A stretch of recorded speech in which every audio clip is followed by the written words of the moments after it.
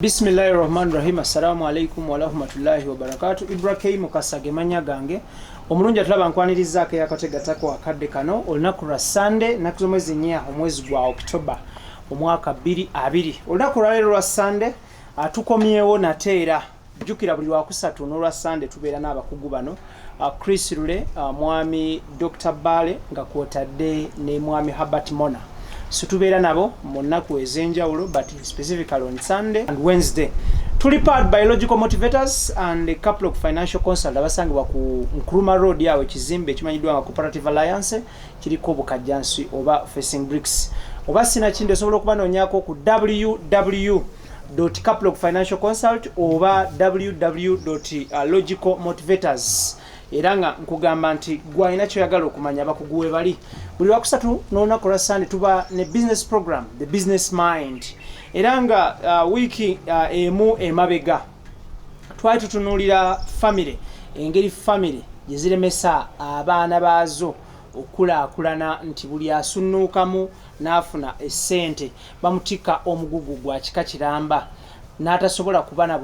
na maanyi gawanirira kika kiramba era nga ebiseera ebisinga bangi bavaayo ne bagamba nti nze mu butuufu naali badde enkula naye family abamu ne bagamba nti nze ntuuse wano naye ab'eŋŋanda nabeesonyiwa era nabeesalako okusobola okwekulaakulanya. Olwaleero tukomyewo tutunuulire ekitundu ekyokubiri butya bw'ogenda okusobola okubanga family togyegobyeko naye ate n'osigala ng'okulaakulana ye kiki ky'ogenda okukola okusobola okulaba nga family yo obeera ne woogiwummuza okusobola okubanga naawe weekulaakulanya in terms of business. Tulina Chris ne Dr. Bale. Nsaba Dr. Bale obuze ku batulaba. Abatulaba tweyanziza nnyo okubanga mutuwa obudde bwammwe musibye mutya nno era mugyebale gye mutuusaako engalo. Ntera okugamba abantu abamu nti self doubt is normal but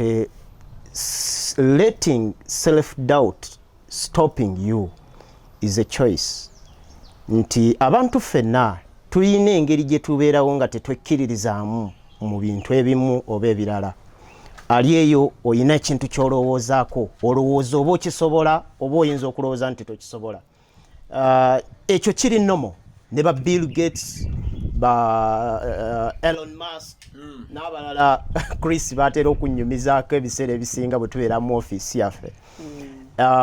Bonna babeeramu n'okutya naye gwe bw'okeera ku makya n'ogamba nze sina kyensobola kikolera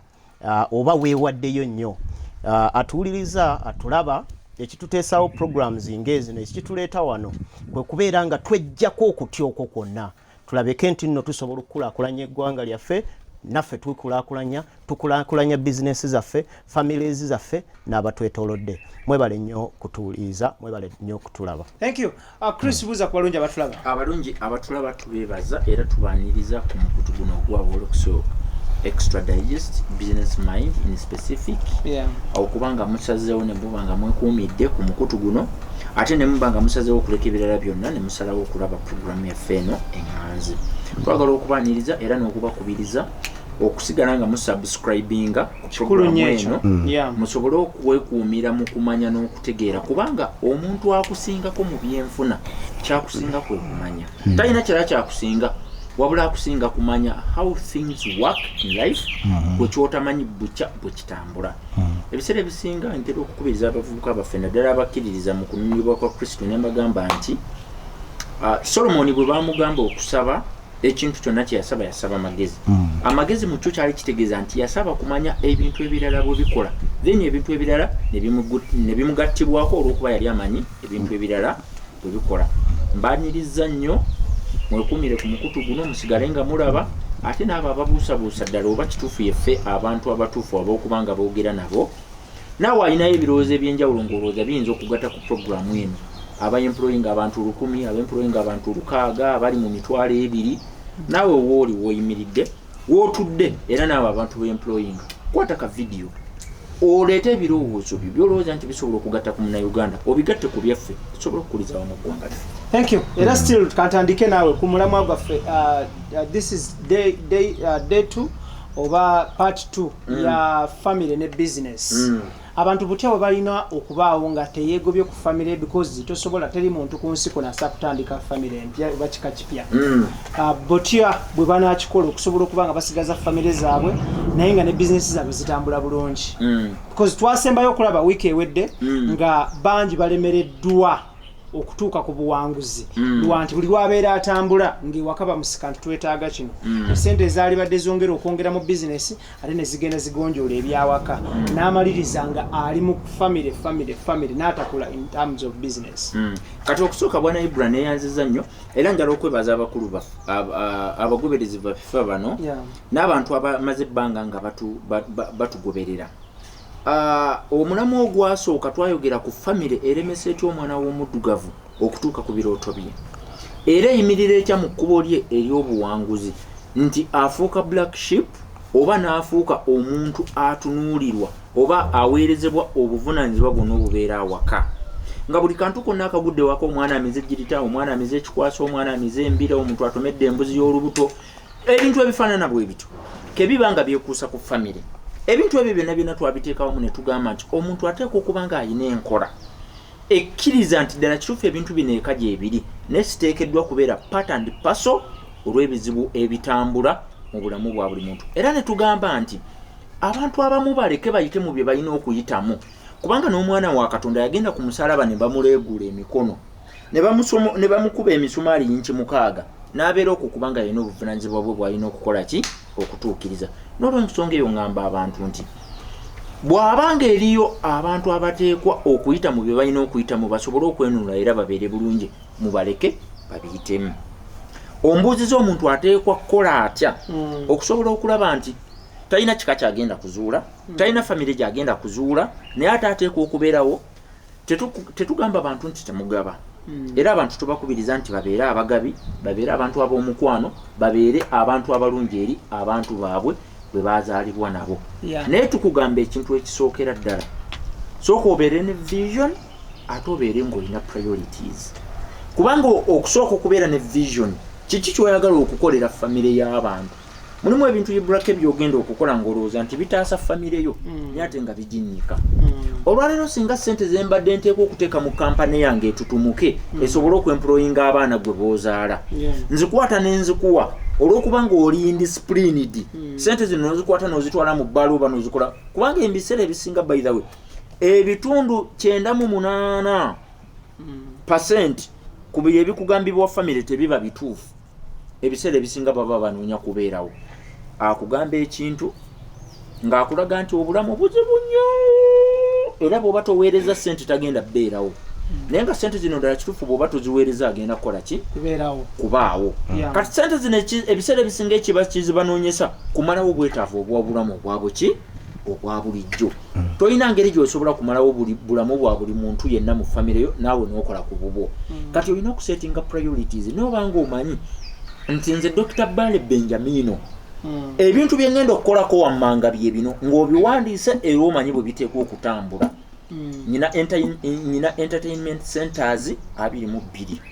entertainment centers zino tebagenda kunkubira nga DJ's box eyiseemu amasannyalaze eteekwa okuddawo ate ng'omwana w'aba abamize ejjirita gweoba omize ejjirita yo tetenkanya omwana butya bwagiwanda nange DJ's box yange nina okufuna engeri gye ngitetenkanya okulaba ng'ekola ki ng'eddamu ekola amagoba gembanzize mu ebyo byendi mu kuteekateeka okukola okulaba ng'obulamu bwange bubeerawo. Lema ggwe atasobola kutuukiriza na kufuna mpisa ekwata ssente zo mu mikono emituufu era mu mitendera gye zirina okuyitamu. Nze nkwate ssente zange ze nfunye mu bubi nzikwate zisasule ebibyo. Awo wenvirayo ne ŋŋamba nti have a known vision. Era vision eyo gibaguze bwe kiba kisoboka gibayiseemu obagambe nti nteekateeka okubeera n'obulamu mu myaka 3 okuva olwaleero nga nnyina kampani employing abantu bina. Omuntu yenna atali mwetefutefu kutambula nange tubaako kyompisaamu nga kikwatagana. Abantu bano baleme kulowooza nti ndi muba discouraginga kugaba. Okugaba kulungi nnyo kubanga tosobola kufuna kyotagabye. Oteekwa okugaba okwagala ne kukuddira. Oteekwa okugaba ebyenfuna ne bikuddira. Era n'abantu baffe bano abalubeereyo ne balowooza nti tutula ku seeti kuno olw'okubanga Feibrake banoonyeza n'asobola okufunawo ne tubeera nga tujja ku seeti zammwe ne twogera nammwe ne tubaako bye tubawa nti abituwa olw'okubanga kwegamba abituwa olw'okubanga tusaanye mugwanidde nga tugwanidde era abantu baffe abali eyo nga balo gwe nabo boemployinga abantu 100 kisoboka okuba nga abantu abo 100 boemployinga nga mukama yakuwa omukisa nga abantu abo basobola okukola ebintu nga bw'obuyagala bikolebwe naye tekitegeeza nti ate Chris Lulay ate employinga abantu bawera 100 talina kyasobola kukugamba era abantu bano mbakubiriza muleme kubeera babubuyavu kulowooza nti omuntu yekka omugagga alina ssente yateekwa okusomesa gwe abasomesa bakusomesa amawulire baali bamawulire baali bagakoze nako tibagakulangako tibagabeerangamu naye ati nga be bakusomesa obeegaana oyagala kungamba nti obeegaana kakati kyetubagamba abantu bano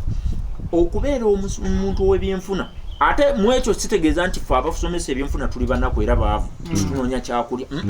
oba batuwadde oba tebatuwadde tuteekwa okubeerawo era tuli mu bulamu obuyinza okwegombesa omuntu omulala yenna aliyo atulaba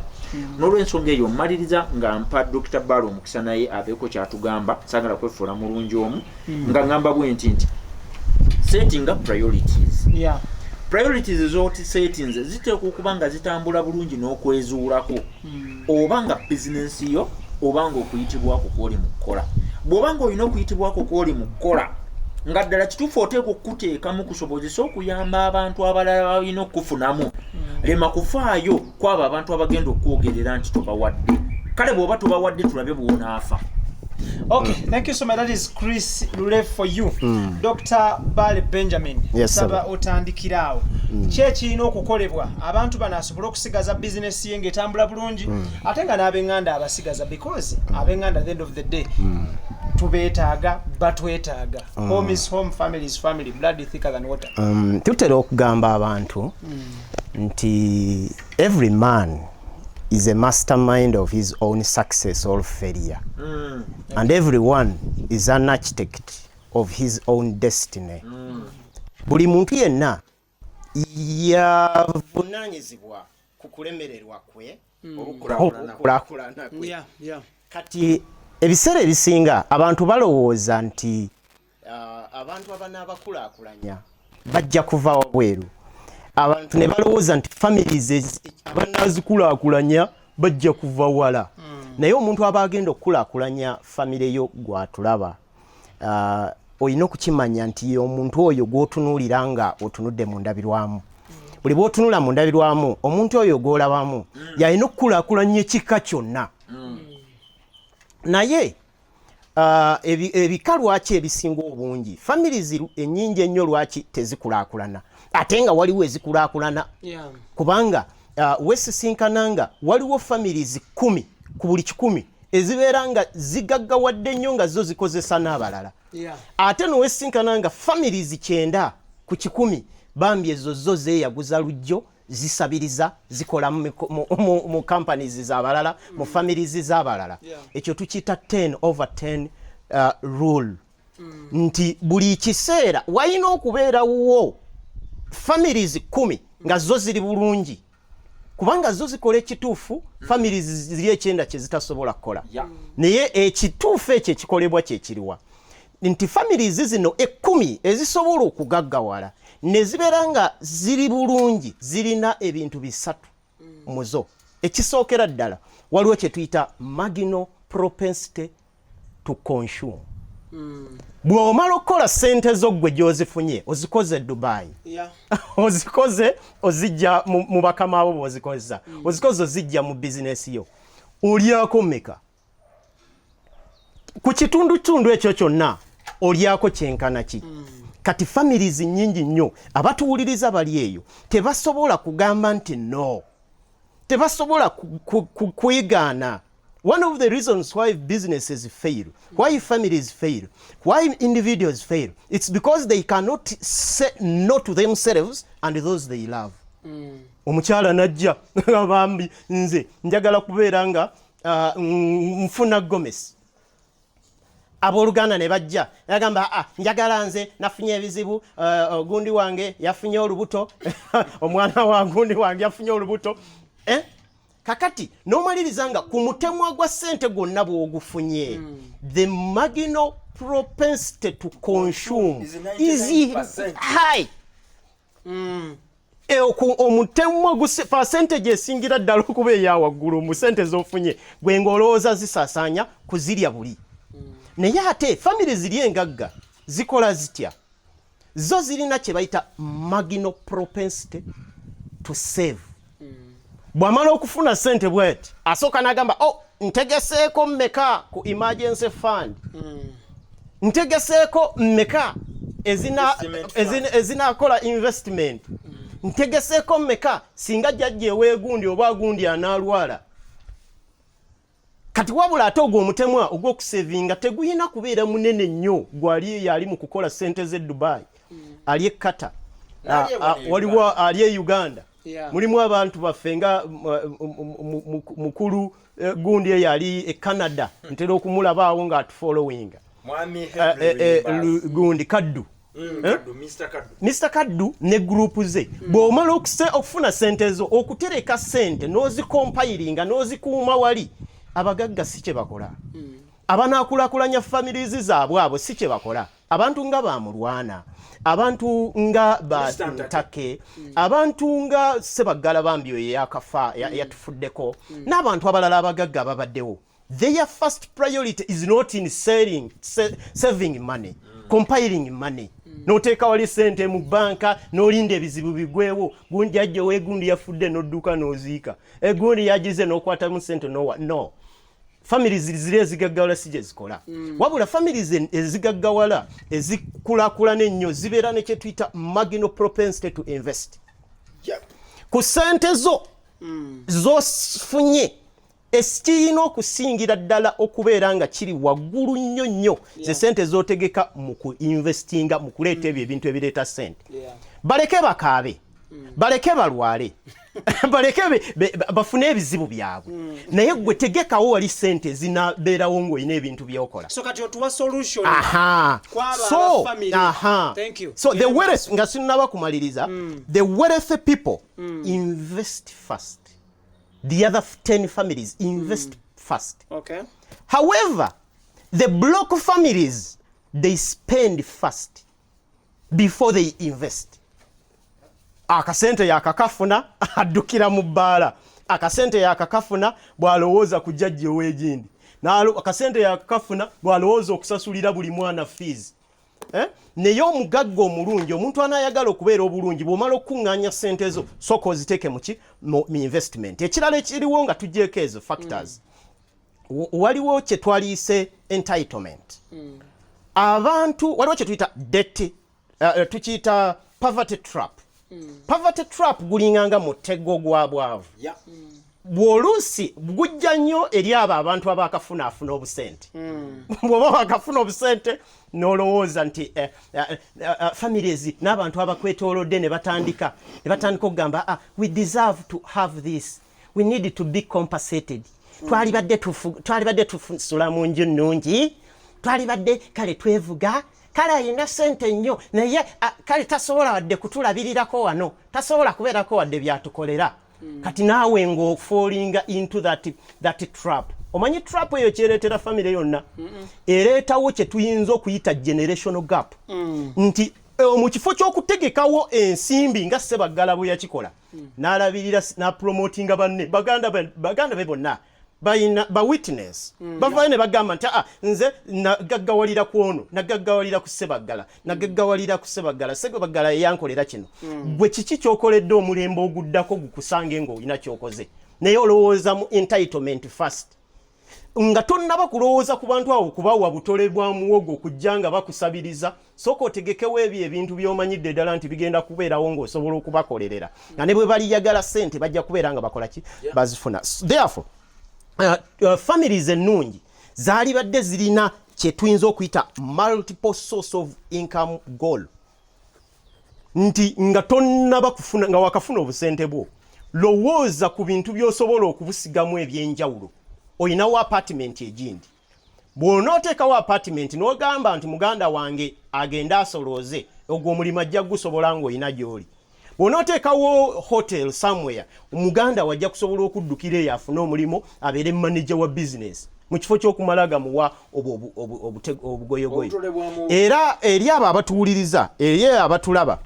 balina okubeera nga nabo bakimanyi nti families zirina okubeera n'ebigendererwa. One of the reasons why businesses fail, why families fail, it's because the man and the woman, they don't even think and know that they have the same aim and objective. Omwami n'omukyala mu wamaka balina okuba n'ebigendererwa byebimu, kukulaakulana, kukuuma bugagga, kubeera nga balina obulamu obulungi. Naye obuseera ebisinga buli kasente akaze omukyala njagala Gomez, buli kasente akaze njagala omumotoka, ebyetaago ebitaggwayo. Kakati niwe sinkananga buli lunaku balya ensigo. Therefore twagala okuddayo okutegeeza abo abatuwuliriza abali eyo bonna nti olina okutegeka n'omanya nti ku ssente zenfunye nsevingako mmeka, ku ssente zennyina zenfunye ngenda kubeera nga nteeka mmeka, nsiga mmeka, ku ssente zennyina ndyako mmeka. Ssente z'olya tezirina kubeera nga ate zisinga ezo zosigamu ensimbi ne muzootereka. Tuyanze nnyo tweyanzege Dr. Bale Benjamin. Tutunuulira famire za Africa oba famire y'omwana wa Africa ekoze kyamaanyi nnyo okumulemesa okulaakulana nti buli lwafuna akasente bakaaba ebizibu ate nga bikubyamu essente bwazifuna emirundi yena. Oli afuna miliyoni ne baleeta ebizibu bya miliyoni 6 buli mwezi. N'aba mu famire zisinga zaatayiminga ensasula y'emisaala yabo bannyina abo ne baganda baabwe nti nga buli 28 oyo afuna essente batandika okukaaba nga 25. Essente zigenda okutuuka mu nsawo nga bo baakaaba dda sina kindi naawe bambi n'owulira amaziga gaabwe zonna ne zigenda nga osasula bizibu. Wabula nga omulundi guli twatunuulira engeri gye bakikozeemu ku luno tuleesa abakugu bano still batunnyonnyole what should be done osobole okubanga famire zino ozidduukirira mu bwetaavu bwazo bati ate naawe osigala okula. Kanzira eri Chris, omuntu akoze atya okusobola okulaba nga famire ye efuna essanyu mu mwana waabwe gwe baayola ne bagamba nti Chris tumuwanzeeko eddusu atukiikirire balule abeegindi basigale nga basanyufu ate naawe famire empya ekweyunzeeko ey'omukyala n'omwana nabo basigale nga basanyufu ate obeere nga naawe olinako oli mu kwekolerawo akali kudduukirira mu biseera by'obunafu. Okusooka Ibrahim neyanziza omulamwa guno bwe twagukola abantu ab'enjawulo njagala okwebazaako naddala abaami abagwaniriza ate ne baguwagira ne batuddira oba oli awo mu inbox ne batubuulira ne batugamba nti ebyo byonna mu byogedde ebyokweyawula ku famire ne tuyinza kukola tutya okulaba nga famire zino ate tezitulemesa kutuuka ku biruubirirwa. Yesu mutubuulidde butya bwe zitulemesa, kati tuyinza kukola tutya okulaba nga famire zino tezitulemesa. Era nsaba okozesa omukisa guno Ibrahim gwompadde ntumire ku mwami Luyombya Henry webale kubeerayo gy'oli, webale kuyamba b'oyamba omukyala Chelot nawe webale kubeerayo ng'ate oli business partner webale kuwagira mulimu guno. Tubakubiriza n'abannaffe abalala bali eyo nga balyetaaze okuyamba bannaabwe naddala bali wano mukozesa omukisa guno okulaba nga logical motivators esobola okuyamba era n'okwongera okuwangula bannayuganda okusobola okukuguka mu byenfuna. Mwami Ibrahim Kasa abuuziza nti tusobola kukola tutya okulaba nga famire eyakwola ekuganyulwamu naawe byokola obiganyulwamu. Ekyokudibwamu kiri kimu, kola enteekateeka kye bayita budget. Budget eyo etegeeza ki? Budget is directing your money where it is supposed to go instead of wondering where it went. Buli lwobeerawo nga weebuuza ssente zo gye zaalaga manya tolina budget. Omuntu alina embalirira y'essente ze ye muntu adirecting era afuga ssente ze gye zirina okukola ki? N'azibula gye zirina okulaga. Bw'obanga ssente zo ziri mu zituma era ng'oziri mu ziragirira zigenda ewa Ibrahim mutabani we eyamize ejjirita eyamize ekikwaso yabadde asawa yatadde ekijanjalo mu nnyindo simanyi yaddidde eryanda lisawa n'aliyisa mu kutu nga ye ssente zo gy'ozituma bajeti yo bwetyo bweyogera bw'obanga gwe ebiruubirirwa byo byakulaba ng'oyambako famire eve ku mutendera ogusooka nga gwe bw'ogambye nti omugigi ogusooka guno tuguyambye tutya ne tulaba nga ebyenfuna tusobola obisitula Dr. Bali yabadde akyogerako tubisitule bive ku mugigi ogusooka ate tukolerere emigigi egiddako bajeti yo eyogera kinene nnyo kwebyo ebintu by'oteeka okukolera famire nze buli mwezi ogukya ngamba nti famire ngenda gisaako emiliyoni emu kakati mu miliyoni emu yange eno mwe muli omwana yamizijjirita ekijanjalo kyagenze mu kutu n'ebintu ebiddako awo omwana atomedde afunisiza olubuto akakadde kano bwe kamala okuggwawo noddamu okukuba essimu nti omwana amize paasi ebyo bibyo eba yenkana yakiri ebyo bibyo omwana amize rediyo ebyo bibyo gwerwana masajja kulaba engeri mutabani wo gyasesemamu rediyo yo oba atya rediyo yo aba alina okukola ki buli muntu yenna ateeka okulivinga on budget era n'ebintu ebirala ebitwogera ng'enswa nazo zibeera ku budget lwakuba tetugimanyi enswa mu biseera bye bayita ebya sama omusana nga gwaka n'ebintu ebirala ebiddaka emanyi okwetegekera esomba ettaka nesomba ebiddako n'ebitwala wansi n'etereka kubanga emanyi nti mu kiseera kya winta enkuba ng'etonnya tetujja kusobola kulaba kukuŋŋunsa ttaka kulijja ku lusozi luno kulitwala ku luddako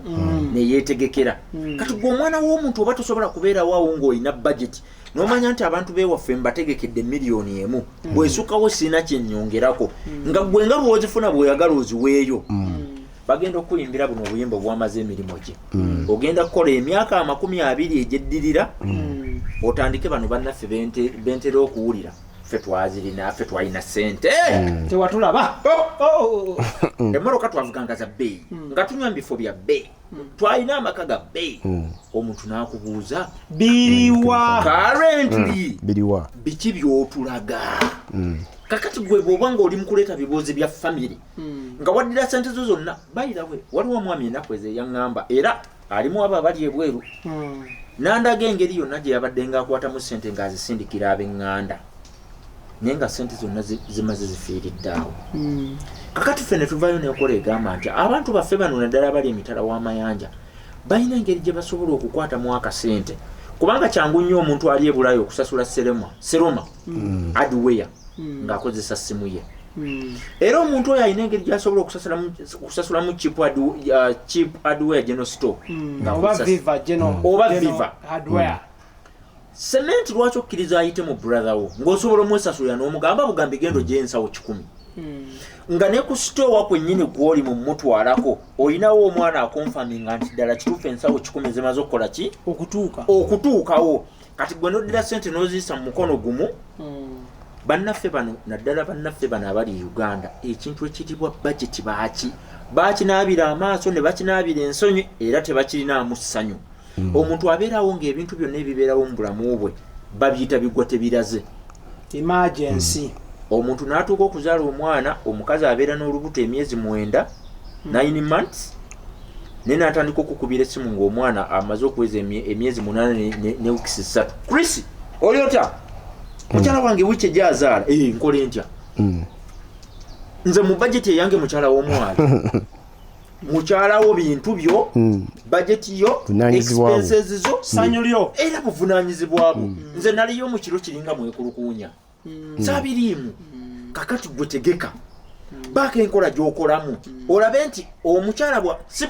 abaana bonna be bazaalidde mu malwaliro amalungi si be babaddewo bw'obanga ddala kituufu osobola ddwaliro eri ekigere ekiri wansi gy'oba omutwala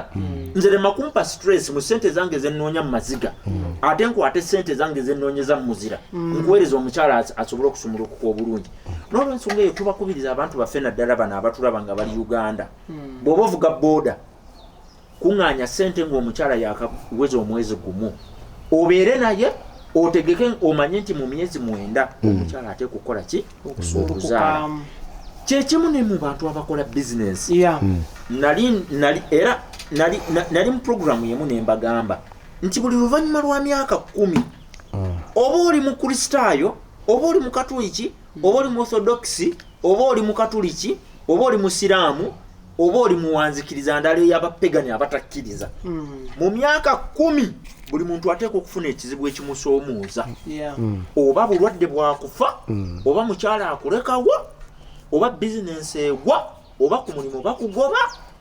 oba abaana ewaka bakwekyangako bakuddukako buli muntu mu myaka 10 ateeka okufuna ekimusoomooza ne mbabuulira nti mu myaka 10 bw'obanga ddala kituufu okimanyi oteeka okufuna ekikusoomooza bintu ki bye tuteeka okukola ne mbagamba mu creating kye bayita emergency fund.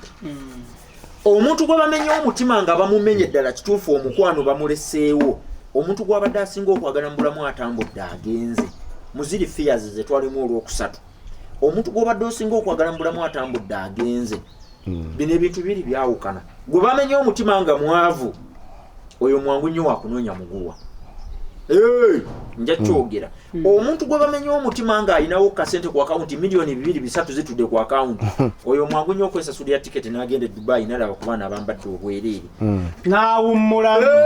n'ateekawo obulamu n'agamba owaayi wano oli atambudde agenze naye kakati nange esawa yange okulaba ku nnywanto kakati gwe bw'obanga oli munaku bakuleseewo embuzi z'osiba ku ttale zogenda okugjako omugwo ogukozese wejjewo kati fe abanoonyi ba ssente nja kukozesa yawo milioni 10 nsooka entambulemu nongoose ku bulamu nkomewo nga ndi refreshed ofune wootandikira abantu abaagala mu njagala ey'obusiru be bantu ababeera mu bizinensi era nga bainvestinga mu ngeri ey'obusiru si buli bizinensi ekuyita maaso nti oteeka ogiteeka mu ssente si buli kizibu ekiri mu famire ekikuleeterwa ku ttebo nti oteeka okimalawo obanga omwana wa Katonda yagenda ku musaalaba ku kalivaaliyo yekimukaaga n'amuyita mu bibatu gw'oyagala kuŋŋamba nti olw'okuba ofunisiza omwana wagundi olubuto tosobola kubeera mu kkomera kumala myaka 2 genda bakusibe saavinga banange kamanange bw'obanga ofunisiza omwana w'omuntu olubuto kitabani kyolemereddwa kiwa discipline nekibaliga nekigenda ewa neighbor nekibaako omutabani nekibaako omuwala gwe kifunisa olubuto nkugamba bino wamanga genda eruzira savinga emyezi gyejo badi bulaka yafiirayo yakomawo mulamu sentongo mufu mulamu kakati ate genda sigenda kukwata sente zange zenkuŋŋanyiza mu business bulumi abantu abanyiga obutunda babuteeka mu kakutiya ne babukola bati ettondo ligwa kulimu kulinaalyo kati nze nnyiga butunda ettondo limu kulinaalyo lyerigwayo gwe oyagala erituukawo lyoba okombawo genda eruzira savinga ebbanga lyo litabani lyo bw'oba olemeddwa olikuumira mu mbeera ez'obuntu ate ekyo tekitegeeza nti abantu tebagaba okugaba kulimu omukisa naye beera ne budget yekukulembera omanye nti famire gyendimu nteeka okuba wakakadde kamu bwe kaba kaweddewo baninde mwezi guddako kakati nyina omuntu gwe nabuuza bw'obanga onjagalamu ssente n'enzukumma noŋŋamba nti tolina bw'onyonnyola famire yo nti tofunye ssente nze abanga abeewange be baategeera ennyo nti naasobola okuddayo ne mbanyonnyola nga abeewange nze beekolerera baleme okutegeera nti sifunye bw'aba bw'ate bw'oyagala nkuweere bw'oba nnyonnyola tebasobola kutegeera engalabi zino zitumenyera bwerere era nze ŋŋamba abantu beera ne budget mu kifo ky'okuwandaringa how your money has gotten out of your hand plan your money how it is supposed to be spent tewali kintu kyonna kyoge n'amawanga amanene nga Uganda gayina budget gwe lwaki omuntu otambulira ku bigwa tebiraze brother wange ankubidde nti okubadde anti munange babadde bali awo omwana abadde azannyisa ekibbo kibaddemu embira n'amira ekinyeebwa ekinyeebwa akimize naye mu bajeti yo mubaddemu nti omwana alimira ekinyeebwa kati kwetetenkanya olabe ng'omwana ekinyeebwa akiwanda lema kkubira nze ali ku Kampala asula mu myala ali ku sente za KCCA nga ndi mu kusula mu myala nga njigogola nkwate sente zange ez'obulumi ez'obuyinike bannaffe abali ku kyeyo ekyo by the way sigendangayo naye obulumi bwe balimu mbusharinga abasajja bali eyo emirimu gye balimu tebagitugamba era njagala kutumirako mwami Henry Luyimbazi ntumireko omukyala Cheroti gye muli emirimu gye mukola tetugimanyi naye njagala kubakakasa nti sacrifice yammwe yonna gye mukola okulaba nga you better your lives tugikkiririzaamu tugitegeera era kyobola baffe tutubasabiriza kuba tumanyi bye mukola ki bannaffe bano abali e Uganda be bayita abalya nnimire be balinda busooke muzikuŋŋaanye akuba atandika okufakinga ekiboozi anti kakati munnange sister tubadde wano essaawa 3 tubadde tutambula aba LDU ne batusanga kati batukutte mubadde mwagala ki nanti kakati tubadde tugamba otuweerezeyo emitwalo 3 kugamba nyoko ku sente zokwo gyobadde okola obanga tobaddeemu nanteekateeka esasula yaba LDU sulayo wiikiyo tonyumiza ebyo ate ovaayo oli mulamu tebagenda okusooka nkubuuza mukomera bafiirayo nti tebafiirayo mukomera ebiriyo gwe bulamu obwa by the way ibula kino naye luli nakyogera notakiwa platform abantu baffe bano abatulaba njagala bakkiriza abantu babwe bayiteko mu kutulugunyizibwa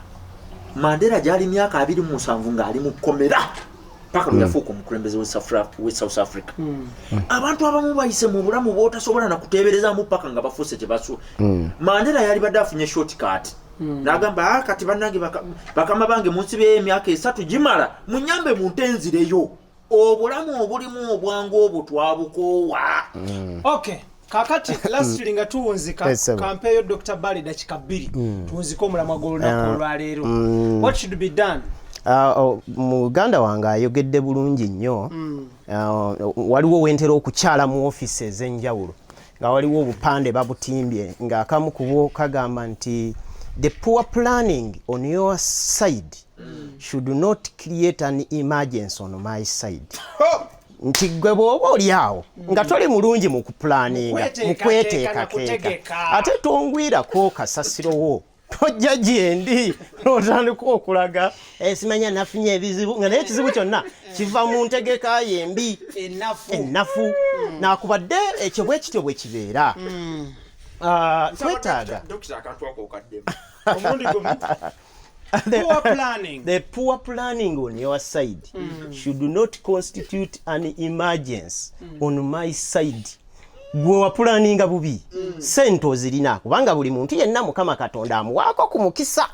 ate tewali lunaku lukya Mukama Katonda lwatabeerako na mukisa oba lugirwa mukisa lwaguddewo. Nze ntera okugamba abantu nti every day God opens a window or brings a window of opportunity, but it depends on the way how we decide to respond to the opportunity. Many people, when they hear the visitor called opportunity knocking at their door, they just close the door. Omugenyi gwe bayita mukisa bwajja gyali n'akonkona badde njagala kuyingirako wano munnange abasinga baggalawo bugazi ne guyitawo naye nga Mukama Katonda buli lunaku olukya wabeerawo omukisa gwakoze eki gwaleese. Naye kaakati baganda baffe bangi bannyinaffe bangi abooluganda bangi betwakula nabo ku kyalo bangi n'abalala balemererwa oluusi okukozesa ku mikisa egyo nga gizze gye bali ne batta investinga ng'obudde bukyali ati bwe bamala ne batandika okwekwasa ate eri abalala. Naye lwakubadde African setting yakolebwa mu nkola nga eri communistic in nature teri capitalistic in nature nti waliwo wootuuka ekiseera n'ogamba abakadde bano abeefiirizanga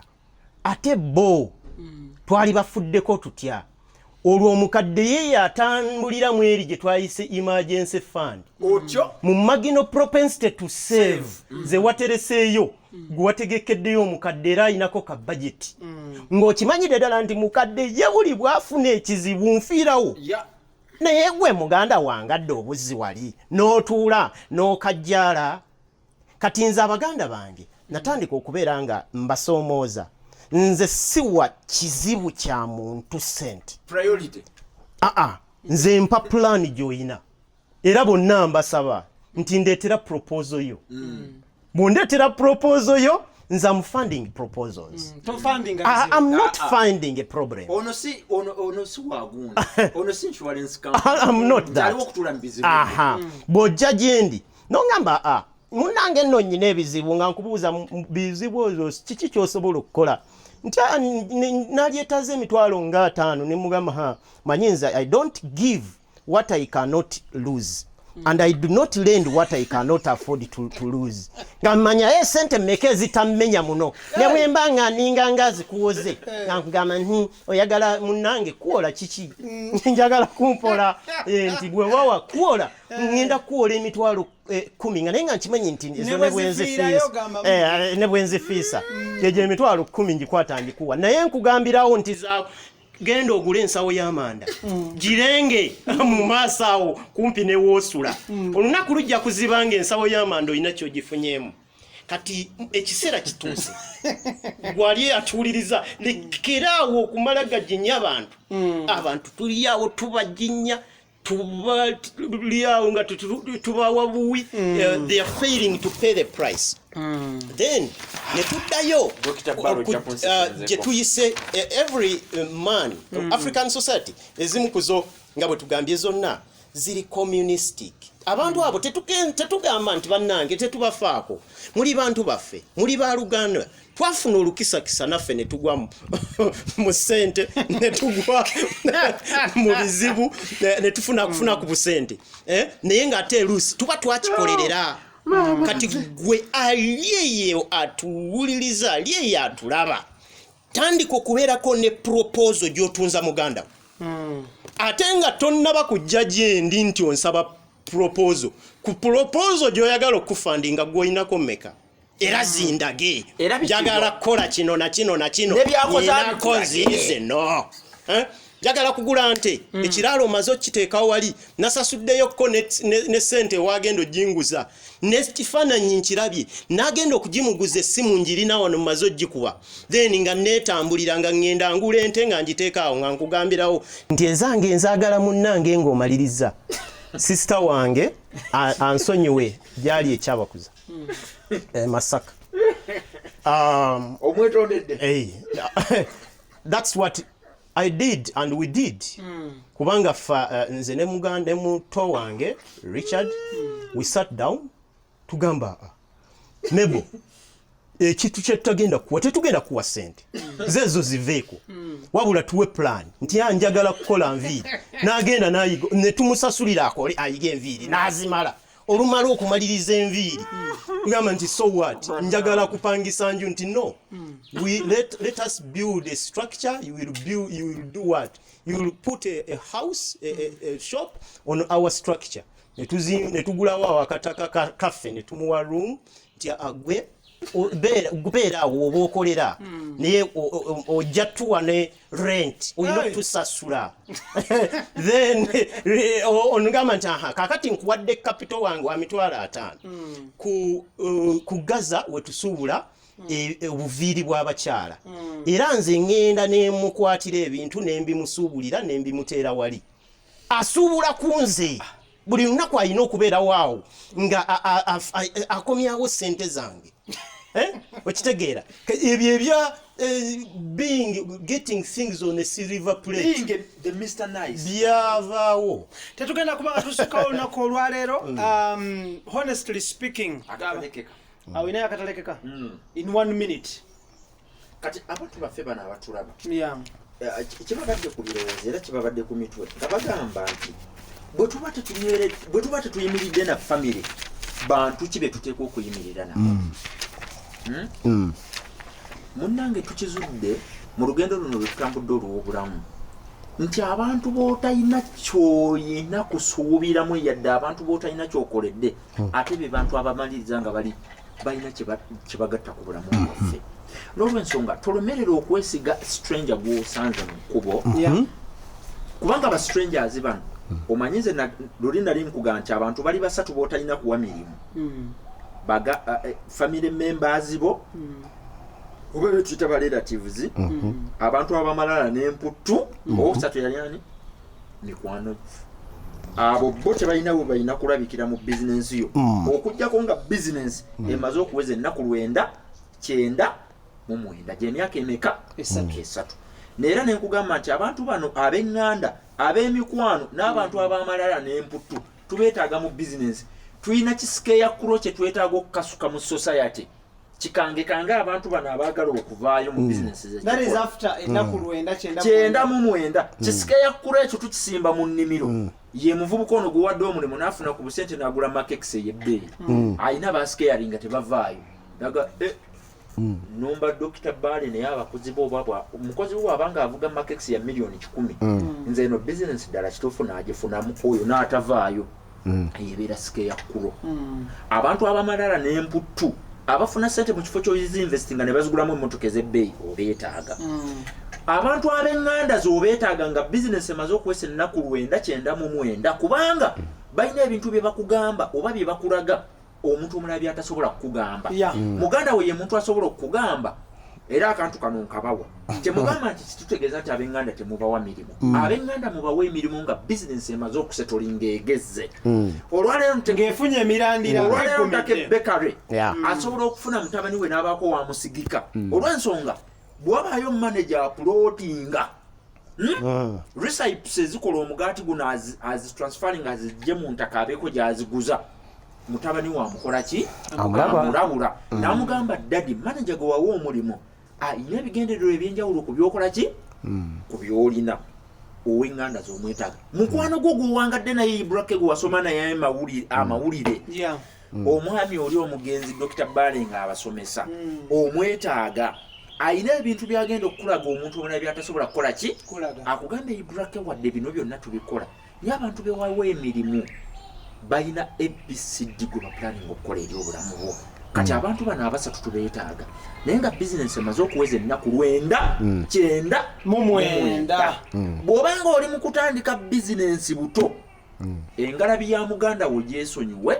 engalabi ya mukwano gwe gyesonyiwe era engalabi y'omuntu ow'amalala n'emputtu giviireko ddala okireke akatalekeka eri baganda baffe abanyumirwa puroguramu ya famire bw'obanga olina budget kw'otambulira tugicompromisinga sente zo zidirecting gye zirina okulaga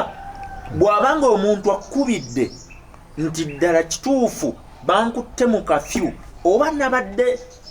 waliwo agamba mbu ebisolo byange nabitadde ne bigenda ne biri amalagala ga neiba kati ayagala $1,000,000 mubuulirirewo $1,000,000 ngirina tomukisa na mukisa mugamba akakadde nkalina naye kabadde kagenda kukola ku trailer yange etambuza container gijje Mombasa okujje Kampala ngenda kugula mipiira sente wasigala tewali eyo ye budget yange kakati gwa embuzi zo n'amalagalago binoonye gye bira engalabiyo gisalira amagezi olabe ng'embuzi ze zaalidde amalagala ga neiba omujja mu ddiiru nze sigenda kukwata kasente kange kensevinze mbulumi okwerekereza n'okufuna financial discipline kubanga Ibura wali osevinze ko kuseto omanyi kitegeeza okusevinga omenya akabokisi ak'ebibaawo n'okozesa akabokisi akali metaliki n'ozitwalako mu banka n'ozijjayo n'ozikwasa omukazi ebyo byonna ne bibeerawo era ne bamaliriza nga sente zo bazibuzaabuziza n'osalawo n'ofuna engeri ennungamu ey'okuterekamu akasente kono ga kati ndi kumuzira kanfuna akasente kange nga nkateeka ku akawunti kati engalabi eri erukaya eplotingira okusevingako negamba kamuweereza ekizibu nabadde ntambulawo ku kkubo ne bakoona ekibbo kyange ekyagonja gonja n'agwa mu ttaka kakati nnoonya esente z'ekibbo nnoonya esente zigula ettaawo ngenda mugamba ettaawo bw'oba tosobola kukola nga tolina ttaawo biveeko oddeko omule